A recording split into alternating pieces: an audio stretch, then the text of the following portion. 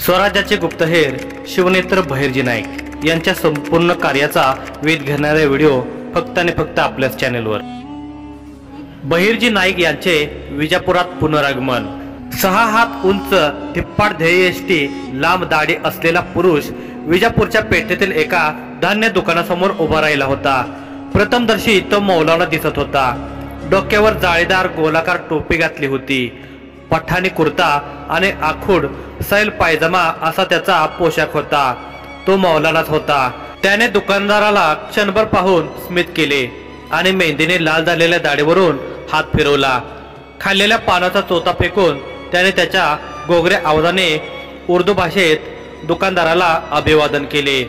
दुकानदाराने सुद्धा सर्वसामान्य ग्राहकांना प्रतिसाद द्यावा त्याच आविर्भावात मौलानाला प्रतिसाद दिला। पुढच्या क्षणी दुकानदाराने दुसऱ्या ग्राहकाला पटापट धान्य मोजून दिले। तो ग्राहक निघून गेल्यावर दुकानदाराने मौलानाकडे नजर टाकली। बोला, काय हवं आहे तुम्हाला? दुकानदार सुद्धा उर्दू भाषेत बोलत होता।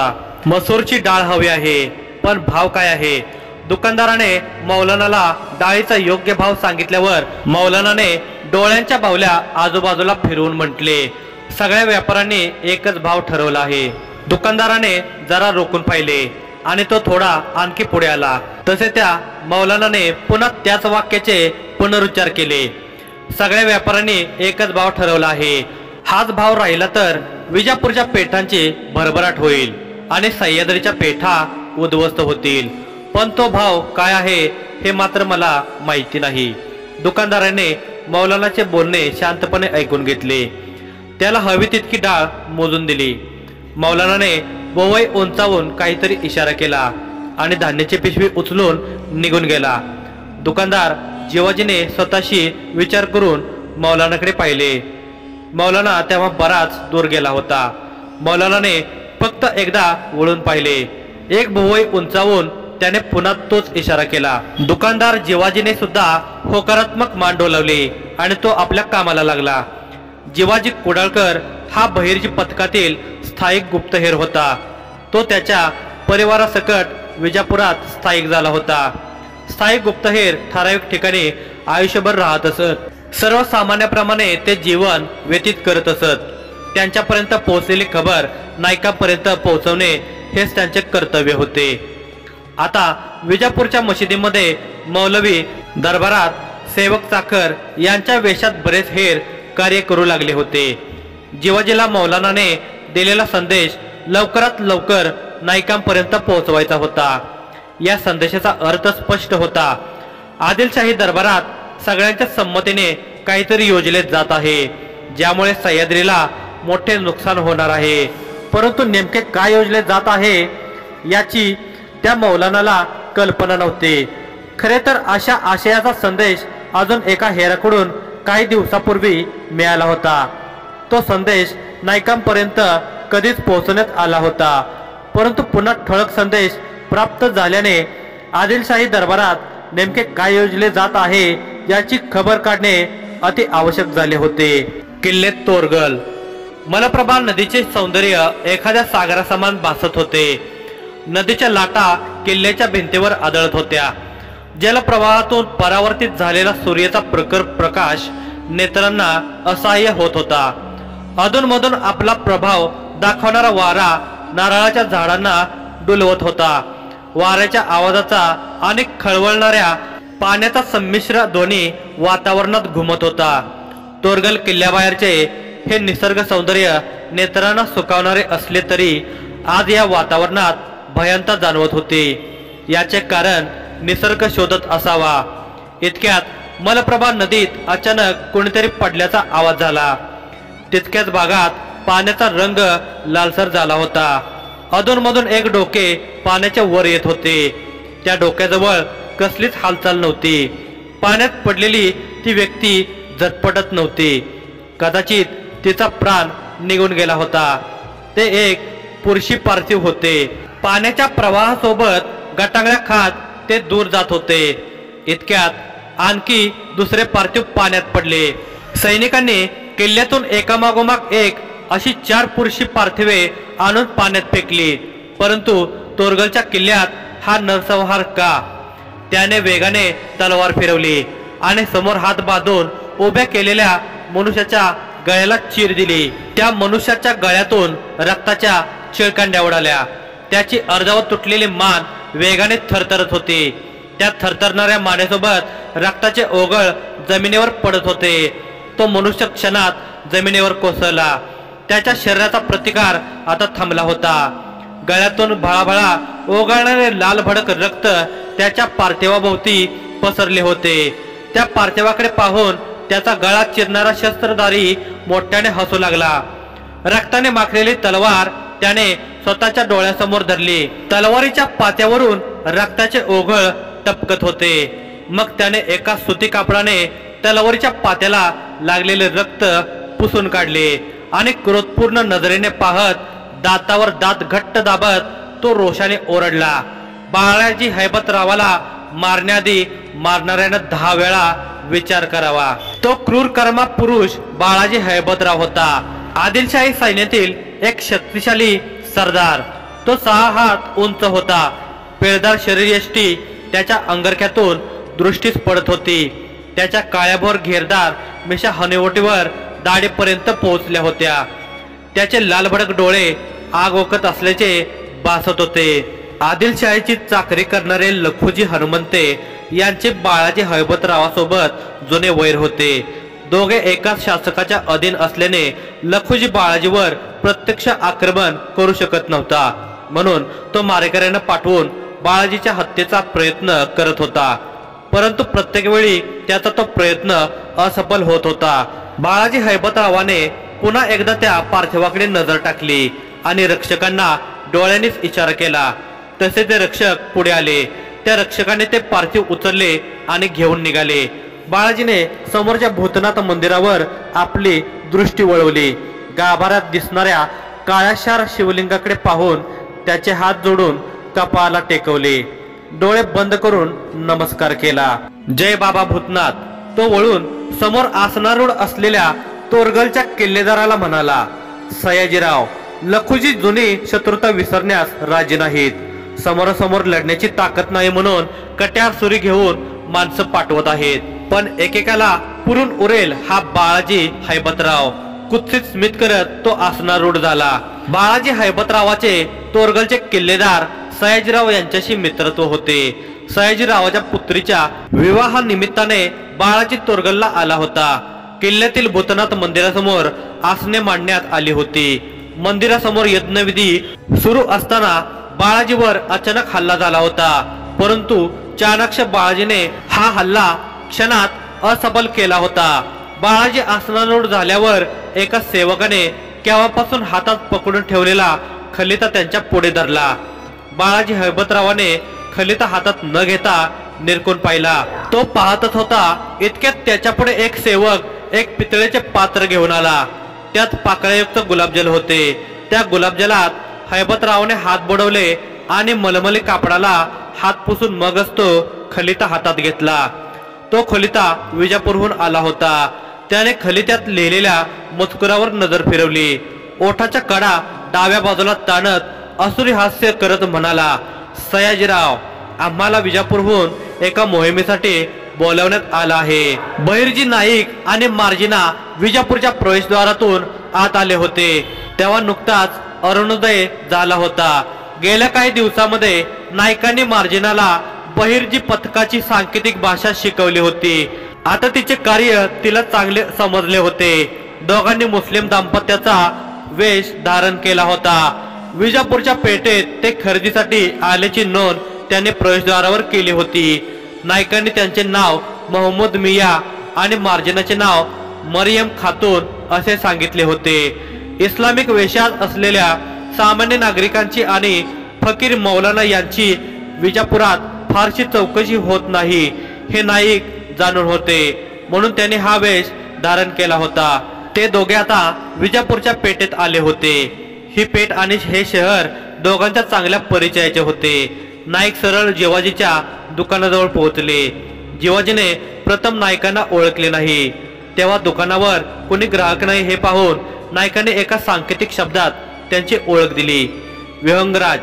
हा शब्द ऐकताच जिवाजीच्या चेहऱ्यावर आनंदाचे भाव प्रकटले।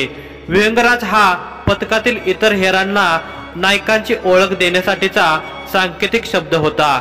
बहिर्जी पथकातील प्रत्येक हेराला असे वेगवेगळे सांकेतिक शब्द ओळख म्हणून दिले होते।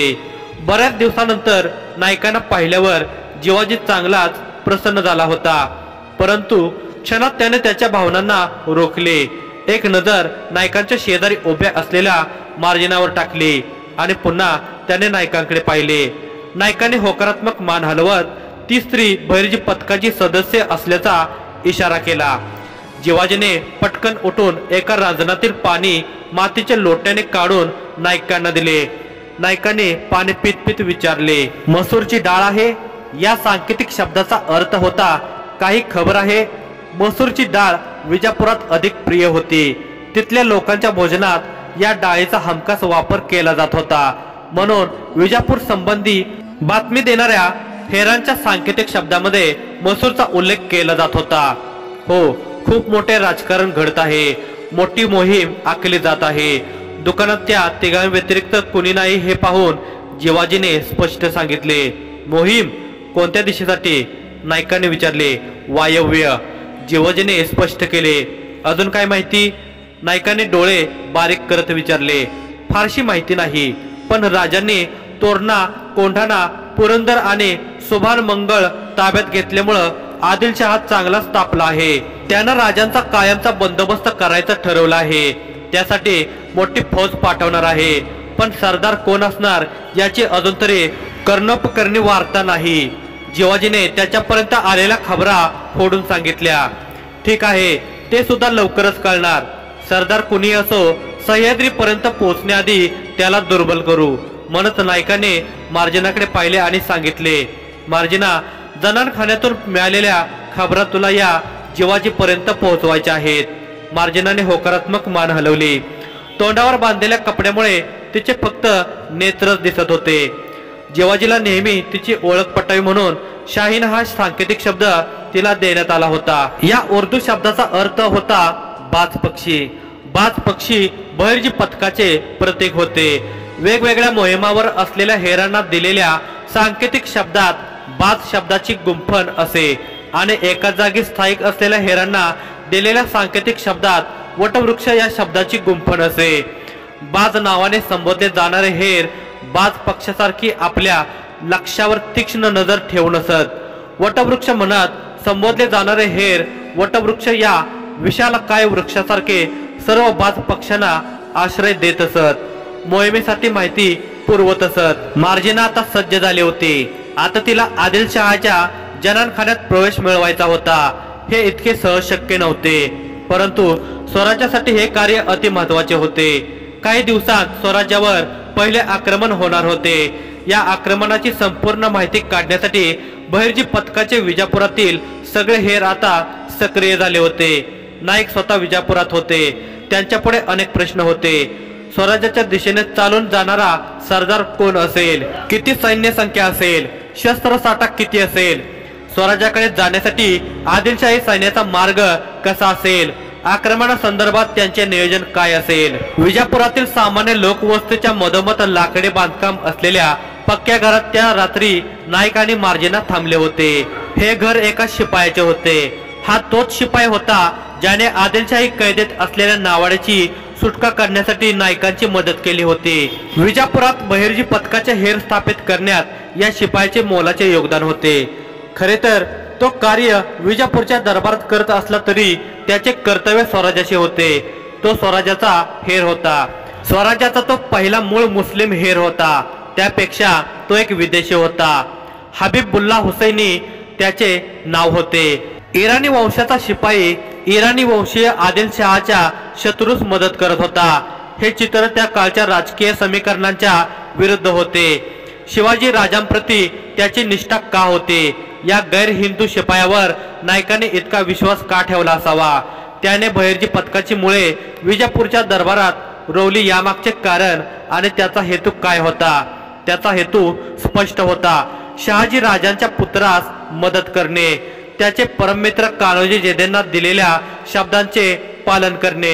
त्याहीपेक्षा त्याने जेव्हा बहिर्जी नाईकांकडून शिवाजी राजांचे विचार ऐकले तेव्हा तो मनपूर्वक स्वराज्याशी जोडला गेला होता। नाईकांनी 2 खोल्यांच्या त्या घरात आतल्या खोलीत मार्जिनाला झोपवण्यास सांगितले। एका सुंदर स्त्रीसोबत नाईक इतक्या दिवसापासून होते तरी तिच्याबद्दल त्यांच्या मनात एकदाही कुविचार आला नाही। मार्जिनाला या गोष्टीचा अचंबा वाटत होता।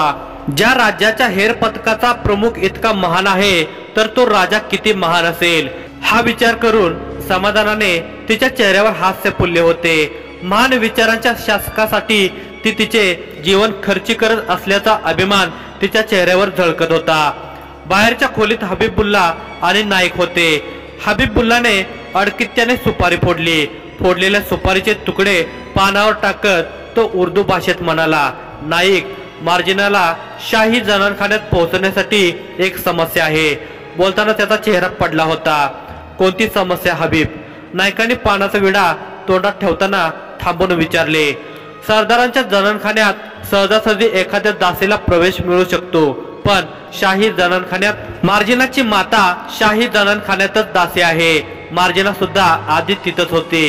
हबीबुल्लाचे बोलणे मध्येच तोडत नाईक म्हणाले, पण आता मार्जिनाला तिथं प्रवेश मिळणार नाही। महलाबाहेर काही दिवस राहिल्यामुळे तिच्याकडे संशयाने पाहिलं जाईल, हबीबुल्लाने सांगितले। मग नाईकांना हबीबुल्लाची गोष्ट पटली, परंतु दुसरा काही पर्याय आहे का या आशयाने त्यांनी विचारले। सर्व काही आता मार्जिनावर अवलंबून आहे। महलाच्या सेवक चाकर आणि दास्यांची नोंद ठेवणाऱ्या अधिकाऱ्याला तिला हाताशी घ्यावं लागेल। हबीबुल्लाचा आवाज बोलताना हळूहळू कमी झाला होता। नाईकांनी चमकून पाहिले, म्हणजे मला काय बोलायचं आहे हे तुम्हाला कळत असेल। तिला अत्यंत वाईट परिस्थितीतून तिथं पोहोचावं लागेल। नाईकांच्या नजरेशी नजर लावत हबीबुल्ला म्हणाला, मार्जिनाला या वाटेवर तिच्या तल्लख बुद्धीनं मार काढावा लागेल। त्यासाठी ती समर्थही आहे, पण तरी त्यासाठी आपण मार्जिनावर दबाव टाकू शकत नाही। आपल्या राजांच्या विचारांविरुद्ध हे कार्य होईल। नाईकांनी खोल श्वास घेऊन सोडला। माझ्यावर तुम्ही दबाव टाकण्याची गरज नाही, ते कार्य मी आनंदाने करेन। मार्जिना आतल्या खोलीतून बाहेर आले होते। त्याने नाईकांचे आणि हबीबुल्लाचे संभाषण ऐकले होते। नाईकाने आणि हबीबुल्लाने वळून पाहिले। स्वराज्यासाठी मी मरायला तयार आहे। तेव्हा एका अधिकाऱ्याला हाताशी धरणं काय विशेष? मी तशी चांगली ओळखून आहे त्या अधिकाऱ्याला। शाहिद खान नाव आहे त्याचं। मला पुन्हा जनानखान्यात प्रवेश देण्यास मी त्याला भाग पाडेन। तुम्ही चिंता करू नका। मार्जिनाच्या चेहऱ्यावर स्वराज्यासाठी काम करण्याची उत्सुकता होती। हो, पण नाईकांचे बोलणे अर्ध्यावर संपवत मार्जिना म्हणाले, नाईक, ही मोहीम कोणत्याही परिस्थितीत मी पूर्ण करेन। एकदा का मी जनानखान्यात विश्वास संपादन केला की स्वराज्याच्या दिशेनं जाणाऱ्या सगळ्या आक्रमणांची आयुष्यभर माहिती पुरवत राहीन। हा मला माहित आहे। तिथं मला कोणकोणत्या वेदना सोसाव्या लागतील। तिथं दासी म्हणून कार्य करताना आदिलशहाच्या भोगविलासी वृत्तीचा सामना करावा लागेल। या यातना मी आणि माझ्या मातेनं याआधी सोसल्या आहेत, पण आता ह्या माझ्यासाठी यातना नसतील। स्वराज्याचा झेंडा जेव्हा जेव्हा विजय होऊन आदिलशाही किल्ल्यावर फडकेल तेव्हा तेव्हा माझं बलिदान सार्थ झाल्याचं सुख मला या यातनांची कात टाकण्यास सहाय्य करेल। मार्जिनाचे बोलणे ऐकून नाईक आणि हबीबुल्ला प्रभावित झाले होते, काहीसे विचलितही झाले होते। नाईकांना मार्जिनाला जनानखान्यात पाठवणे अत्यंत जड जात होते, परंतु मार्जिनाच्या ठाम निर्णयामुळे ते शेवटी राजी झाले होते। इतक्यात दाराची कडी कुणीतरी ठोठावली। नाईकांनी हबीबुल्लाकडे पाहिले। हबीबुल्लाने होकारात्मक मान हलवले आणि तो उठून दार उघडायला गेला। दरवाजात एक सशस्त्र पुरुष उभा होता। तो नगररक्षक दलाचा अधिकारी होता। त्याने काळ्या रंगाचा गुडघ्यापर्यंत लोंबकळणारा अंगरखा पेरला होता। खाली काळ्या रंगाचा स्तंग पायजमा होता आणि पांढऱ्या रंगाचा शेला कमरेवर घट्ट बांधला होता। शेल्यात म्यानबद्ध तलवार खोचली होती। डोक्यावर गर्द हिरव्या रंगाचा फेटा होता। मिशी नव्हती, मात्र दाढी जरा वाढली होती। डोळ्यात भडक सुरमा घातला होता। त्याच्या कपाळावर उजव्या बाजूला जखमेची खून होती। त्याने रोखून हबीबुल्लाकडे पाहिले आणि सरळ दरवाजातून आत आला। तो आत येताच हबीबुल्लाने तातडीने दरवाजा बंद केला। विजापूरच्या त्या नगररक्षक अधिकाऱ्याने नाईकांना पातक्षणे नमस्कार केला। नाईक, प्रतापराव, कसं वाटतंय विजापुरात? उत्तम अनुभव आहे। ज्या विजापूरच्या तुरुंगात शिक्षा भोगत होतो आज त्याच विजापूरचा नगररक्षक अधिकारी म्हणून कार्य करत आहे। खोडकरपणे हसत त्याने डोक्यावरील फेटा काढून ठेवला। फेट्याखाली त्याचे केस विरहित डोके होते। हा प्रतापराव तोच नावाडे होता ज्याला नाईकांनी विजापूरच्या तुरुंगातून सोडवले होते। बऱ्याच दिवसापासून तो इस्लाम स्वीकारून नगररक्षक दलात नोकरी करत होता। त्याची पदोन्नती होऊन तो आता अधिकारी झाला होता। त्याने धर्मासोबतच त्याचा चेहरामोहरा बदलला होता, नाव सुद्धा बदलले होते। अकबरुद्दीन या नावाने तो आता जगू लागला होता। आजपर्यंत त्याला कोणी ओळखू शकले नव्हते की हा तुरुंगातून पसार झालेला अपराधी आहे। ही तर सुरुवात आहे प्रतापराव। एक दिवस असा येईल की विजापूरचे तख्त सुद्धा आपल्या राजांच्या इच्छेनुसार निर्णय घेईल। हसतच नाईक म्हणाले। नाईकांच्या बोलण्याने चौघे हसू लागले। हसू थांबवत नाईक म्हणाले, प्रतापराव तुम्हाला बोलावून घेतलं कारण एक जबाबदारी तुम्हाला द्यायची आहे। ही मार्जिना बहिर्जी पथकाची नवीन सदस्य आहे। प्रतापरावाने मार्जिनाला नमस्कार केला। नाईकांनी मार्जिनाच्या मातेची शाही जनानखान्यातून सुटका करून सुखरूप नगराबाहेर काढण्याची जबाबदारी प्रतापरावावर सोपवली। आता लवकरच स्वराज्याची पहिली महिला हेर आदिलशाहीच्या वैयक्तिक आयुष्याच्या निकट जाणार होती। त्यामुळे बहिर्जी पथकाला सगळ्या खबरा खात्रीपूर्वक आणि वेळेआधी मिळणार होत्या।